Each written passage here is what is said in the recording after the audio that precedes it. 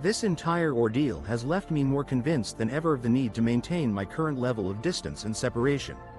Edit none TLDRI received a fake custody summons in the mail from my NMOM, but it turned out that no suit was ever filed, and I'm still NC. AITA for telling my son's dad to stop parentifying him? I have a 17-year-old son who lives with his dad in another state.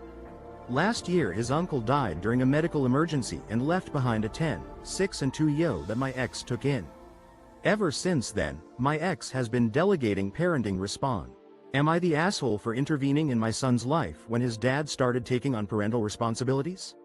My 17-year-old son resides with his father in another state, but a significant life change occurred when his uncle suddenly passed away due to a medical emergency, leaving behind 3 young children.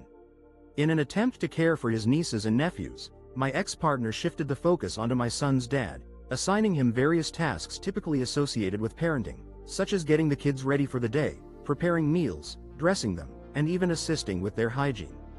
When I brought up my concerns, my ex claimed that Warren, the father, is old enough to lend a hand and that it's none of my business. However, as the biological mother, it is indeed my concern and I believe I have every right to be involved in this matter. Political fear. I am a 911 dispatcher. Today I received a call from an elderly woman asking me if she can call us when they come to take her away. Obviously I asked questions trying to figure out how I could help her, thinking she might be having some type of mental episode. The weight of uncertainty as a 911 operator, I've had my fair share of unsettling calls. Recently, I received a distress call from a frail elderly woman, her voice trembling with anxiety. She asked if she could reach out to us when they come for her. Initially, I attempted to gather more information, hoping to determine if she was experiencing some sort of episode or crisis.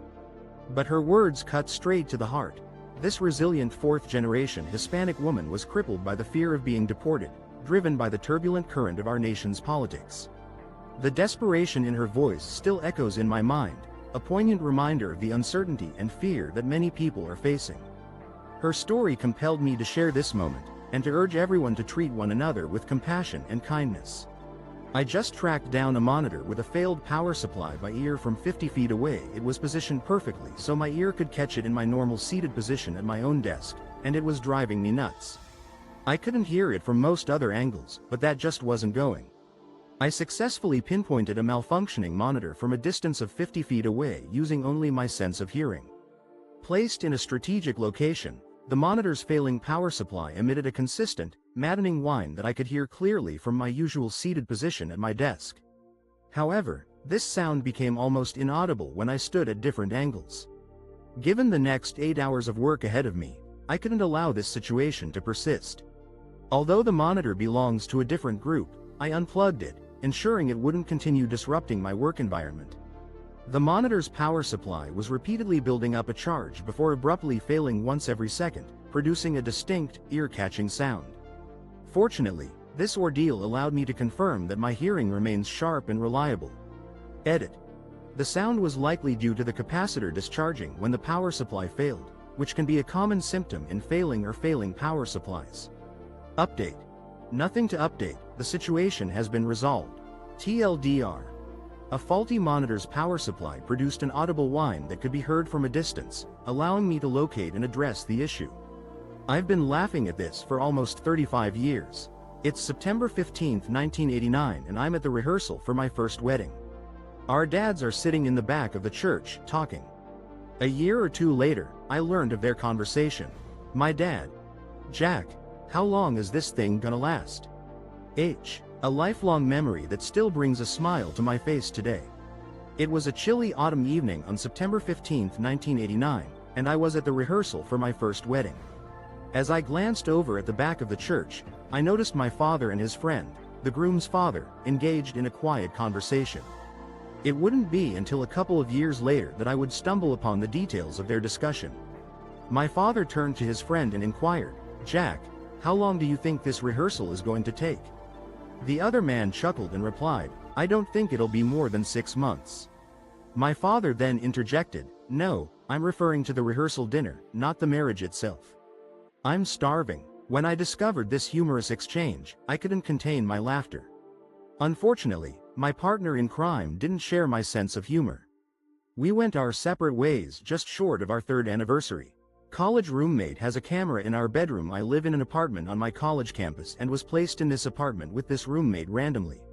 He recently put up a camera to monitor his stuff. It records 24/7. I'm uncomfortable with it for many reasons, as I'm sure why. Unwelcome surveillance in shared accommodations. I reside in a college dorm apartment, assigned to share it with a roommate selected randomly.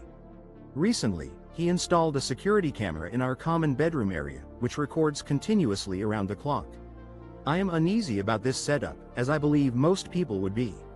I have discussed my concerns with my resident advisor, RA, and resident counselor, RC, but neither of them took any action to address the issue. Instead, they recommended alternative living arrangements for the upcoming semester. This situation is taking place in New York State. As such, it would be essential to research any relevant state laws and regulations regarding private property, shared spaces, and surveillance cameras. Please keep in mind that the specific details and circumstances of the situation may vary. For instance, the roommate's understanding of their shared living space and any agreements or expectations they may have can impact how the situation is handled. It may be helpful to review any existing roommate agreements or house rules. A college student is experiencing discomfort with a roommate's installation of a 24/7 surveillance camera in their shared bedroom, despite discussing concerns with RA and RC, who offered relocation alternatives. My brother died today and I think the world is better because of it. My oldest brother overdosed this morning and I think the world is a better place because of it. He was a junkie who begged, borrowed, and stole his way through life for 40 years. A few weeks back he nodded off. Today marked the end of a chapter in my life, and I believe the world is a more harmonious place because of it. My eldest brother succumbed to his struggles this morning, and I'm convinced that his passing has improved the world. For 4 decades, he had been trapped in a cycle of dependency, frequently resorting to questionable means to survive. Recently, his reckless behavior nearly led to a catastrophe when he dozed off at the wheel and crashed 5 parked vehicles, leaving no one injured but myself shaken. I had been convinced that it was only a matter of time before he put someone else's life at risk with his actions. In the end, his departure was a merciful release for everyone involved. This story is a poignant example of a complex issue, the struggle with addiction. The writer's emotions are raw and honest, reflecting the pain and frustration that often accompanies loved ones struggling with this disease. The writer's brother was a victim of his own struggles, and his passing serves as a reminder of the devastating impact that addiction can have on individuals and those around them. Brother's passing is seen as a merciful release for everyone involved due to his struggles with addiction. Is this common